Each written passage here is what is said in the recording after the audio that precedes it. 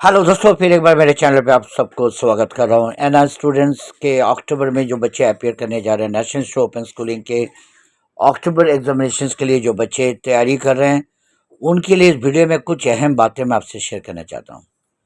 देखो बच्चे, clear cut में बता दूँ, मेहनत के कोई शॉर्टकट नहीं है। अगर आप ये फील करते हो नहीं सर के पास कोई ऐसे गुरु मंत्र होंगे कि बगैर पढ़ें और बिल्कुल ही कोई मेहनत के बगैर ही हम एकदम 90% मार्क्स ले लें, देखो अगर कोई कह रहे हैं तो आपको गलत गाइड कर रहे हैं।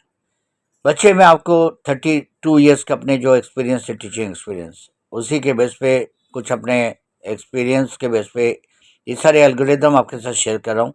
ये जो चार्ट आप देख रहे हो, इससे अगर सही मायने में 40 डेज के आसपास आपके रहेगा एग्जामिनेशन के, थियरी एग्जामिनेशन के।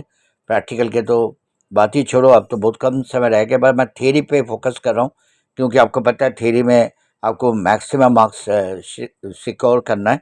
तो सबसे बड़ी बात है, पहले आप देखो आपके पास कौन कौन से सब्जेक्ट है और उस सब्जेक्ट में आप प्रॉब्लम एरिया पहले फाइंड करो।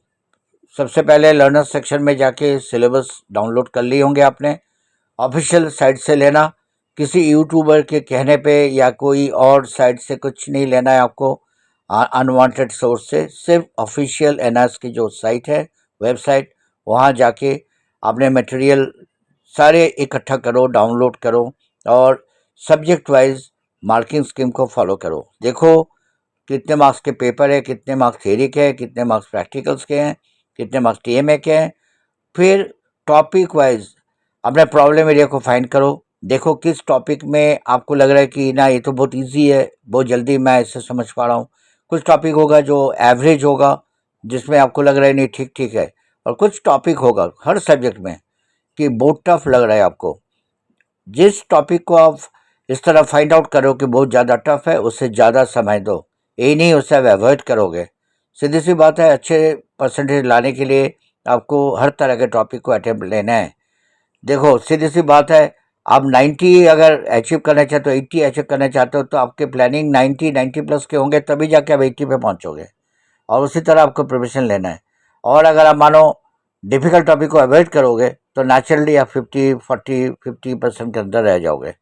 तो डिपेंडिंग ऑन योर रिक्वायरमेंट, और नेचुरली डेफिनेटली हर बच्चे चाहते हैं कि मेरे को मैक्सिमम मार्क्स मिले, तो इस एल्गोरिदम को फॉलो करो। एक टाइम मैनेजमेंट, अलग अलग 3 स्लॉट में अपना टाइम को डिवाइड करो।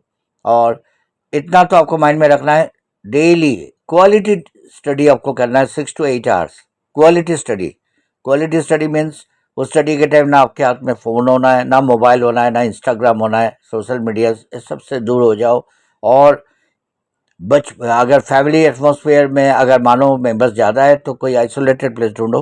अपना स्टडी रूम है तो well and good, well ventilated room पे बैठो, अपने रूम के डोर क्लोज करके, ताकि आपको पीसफुल एनवायरनमेंट मिले। और हर बार हर स्लॉट में बीच में एक एक 1.5 घंटे के बाद 10 मिनट ब्रेक दो।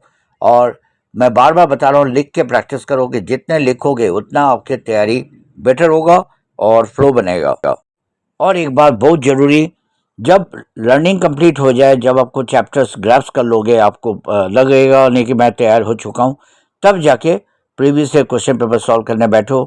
मॉक टेस्ट दो, 3 आवर्स के टाइम पीरियड, स्टॉप वॉच लगा के आप एकदम एग्ज़ाम हॉल में जिस तरह एनवायरनमेंट मिलता है उस तरह नॉन स्टॉप 3 आवर्स में पेपर को कंप्लीट करो। और ये भी बता दूं, एनआरएस में 3 आवर्स भी कंप्लीट नहीं मिलते, कई बार तो 2.5 आवर्स में ही आपको कंप्लीट करने होते हैं।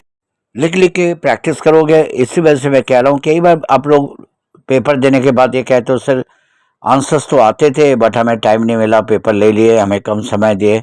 ऐसे इस तरह की कंप्लेन करके कोई फ़ायदा नहीं है, क्योंकि जो आप लिख के आओगे उसी बेस पे मार्किंग होना है। इस चलते जितना लिखोगे उतना प्रैक्टिस बनेगा, उतना ही फ्लुएंसी आएगा, और आपको जो आंसर देते टाइम टाइम नहीं लगेगा। और क्वालिटी आंसर्स तैयार करो, किसी बड़े के गाइडेंस लो।